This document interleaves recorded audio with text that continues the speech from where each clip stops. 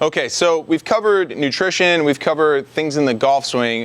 Today I want to talk about the mental aspect of making a huge change, and this really applies to any change in your life.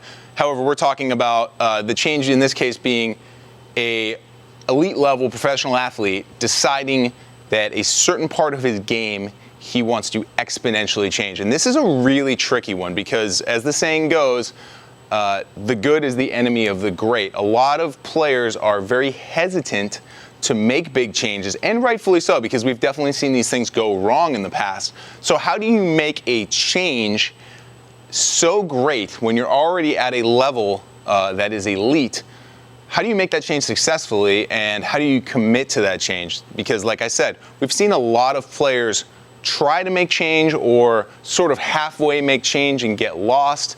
But in the case of Bryson DeChambeau, it seems so far, and time will tell, that he has been very successful in adding, I would say, conservatively 15 to 20 miles an hour of ball speed on his driver, which is bananas if we're being serious. So how do you make that kind of change, and how do you commit to that kind of change? And this applies, again, we deal with change all the time. Our job as fitness coaches is change and helping people manage that change. It's not always what you think.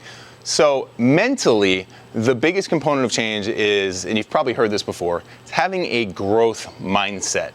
Understanding that you are not a finished product, and that not having this fear of losing what you have. And that's a very challenging thing, and something, again, I've seen a lot of professional golfers struggle with, and a lot of times it happens when they step into the arena of they haven't been somebody that works out, they've had a specific diet, specific swing pattern, things like that, and they struggle because really mentally they haven't fully committed to changing.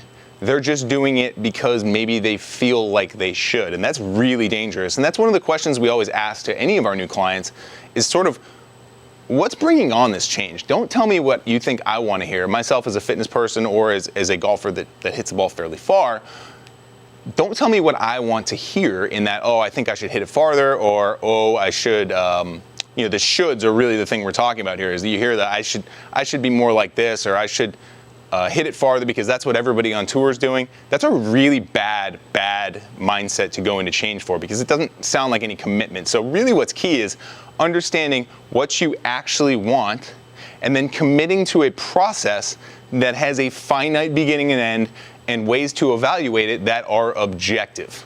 So in Bryson's case, it might have been, okay, I'm going to do 4 months, I'm going to commit to this diet, I'm going to commit to this practice program, and I'm going to reserve judgment until that point. Because what happens a lot of times is people get away from shore, so to speak, to use a metaphor, and all of a sudden they can't see the shoreline anymore, the shoreline being what they used to be, and they can't see the destination yet, and they panic. They grab the lifeboats and they don't know where they're going. That's a very common problem, and we see it a lot with fitness, fat loss, body change, any of that stuff. It's scary to let go of what you are, especially if what you are made you a very successful professional athlete.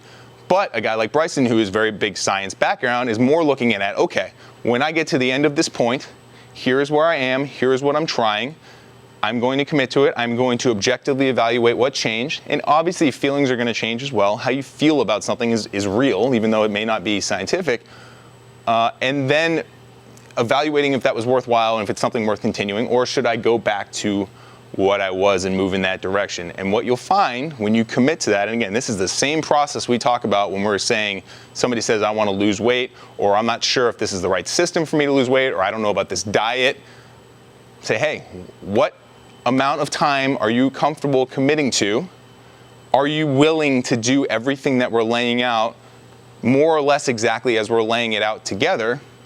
And how are we going to evaluate progress? For Bryson, ball speed up, scoring average down, got him where he wanted. And then what are the next steps? How do we talk about that? So that mindset matters more than anything else you do.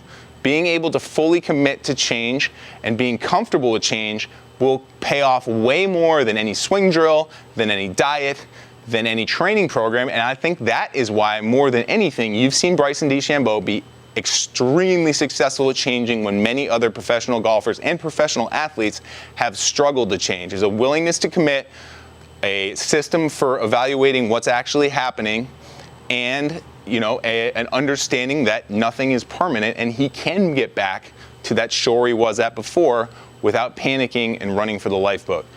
That's your mindset, 10-minute talk. Check out our section on training coming up, and we'll see you soon.